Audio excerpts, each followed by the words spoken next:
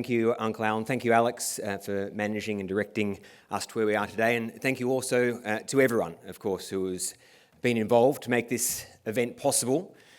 To our gold sponsor and founding partner, the Department of Foreign Affairs and Trade, showing that the issues we face with technology are global, so the responses and solutions must too be international. And to the Department of Home Affairs, which shows the vital connection between technology or innovation and security, too often separated but two sides of the same coin. To Microsoft and AWS as bronze partners, which highlights the need for governments and industry, as well as civil society, to work together. And of course, thank you to all of you for being here. Most of you probably flew to Sydney to join us. And most of you probably didn't think much about the shape of the windows in the plane. But let me tell you something interesting about plane windows. They used to be square. The world's first commercial airliner, the de Havilland Comet, built in Hertfordshire, England, carried more than 30,000 passengers in its first full year of operation in 1953, including Queen Elizabeth, the Queen Mother, and Princess Margaret.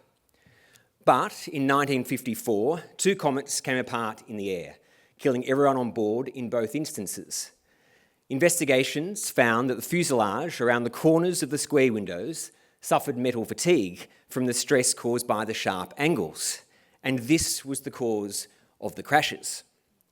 Plane makers around the world switched to rounded windows, and commercial aviation has gone on to contribute arguably as much as any technology to boost our civilization, enabling most people to experience other parts of the world, conduct business face-to-face, share their thoughts and ideas, and learn from one another, as we'll do over the next 2 days. The point of the story is that technology improves our lives while introducing new risks. As with aviation, there's a period of adjustment. We discover problems, we find sensible fixes, the cost comes down, the take-up rises, and technology becomes baked into our lives, contributing to our social, economic, and cultural growth. What is changing, however, is the speed at which new technologies are being developed and the impact they are having. We have galloping progress in fields such as artificial intelligence, synthetic biology, and quantum computing, to name a few. Technological progress is cumulative and cross-pollinating, so that advances in one field tend to drive advances in others. And as that progress builds, the stakes, both in terms of rewards and risk, grows. As our first speaker, Eric Schmidt, has written of artificial intelligence, faster aeroplanes did not help build faster aeroplanes, but faster computers will help build faster computers. And that's the challenge. Progress is happening so quickly that governments and societies struggle to understand revolutionary and disruptive technology, much less mobilise effective responses. And if we don't roll up our sleeves and wrestle with difficult policy challenges around emerging technologies, we yield the space to others who might be motivated purely by financial gain or political power. Then technology isn't serving the needs and interests of the majority of people. Things don't automatically break our way. People actually have to ask the right questions and start the right conversations. In September 1984, 40 years ago almost to the day, the US introduced the first presidential directive on cyber, titled NSD 145, establishing a comprehensive and coordinated approach to information systems security. It came about because then President Ronald Reagan, after watching the movie War Games, asked whether the cyber attacks portrayed in the film could really happen. His question was initially met with derision, but after a review, the chairman of the Joint Chiefs, General Bassi, returned with the answer. Mr. President, the problem is much worse than you think. The lag period between the development of technology and our ability to manage it is where the risk is most intense and the benefits most uncertain.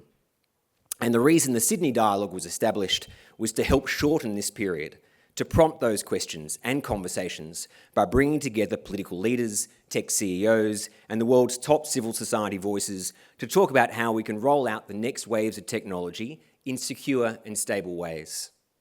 In just 3 years since we held the first Sydney Dialogue, the lingering lessons of COVID and the deteriorating strategic environment have combined to accelerate the trend of economic de-risking, especially by the US and China. Generative AI has demonstrated the immense power and mystery of deep learning and massive amounts of computing, leaving governments grappling with how to regulate a technology for which there isn't really any regulatory precedent. Russia's invasion of Ukraine has demonstrated the chameleonic dimensions of hybrid warfare, underscoring the importance of cybersecurity and of mounting defences against threats ranging from disinformation and propaganda to attacks on power grids and other critical infrastructure. And disinformation, including deep fake-generated disinformation, has thrown our entire infoscape into question, raising fears of personalised content created at effectively zero cost, yet targeting millions of people for malign purposes. This has profound implications for democracies that depend on public trust in the integrity of institutions and elections. The Sydney Dialogue is proudly focused on the Indo-Pacific region, the most dynamic and diverse region in the world. These are conversations for all of us, and I'm very pleased to say that we have more than 30 countries represented here. And by the end of tomorrow, I hope we're a little bit closer to finding the right rules and norms that translate across borders to foster safe and secure access to transformative technologies, help distribute the benefits equitably, earn the trust of our citizens, and protect individual rights and democratic freedoms. As the power of technology grows, and everyone in the room knows that's the course we're on, the stakes are getting higher and the conversation's more vital. That's why we're all here.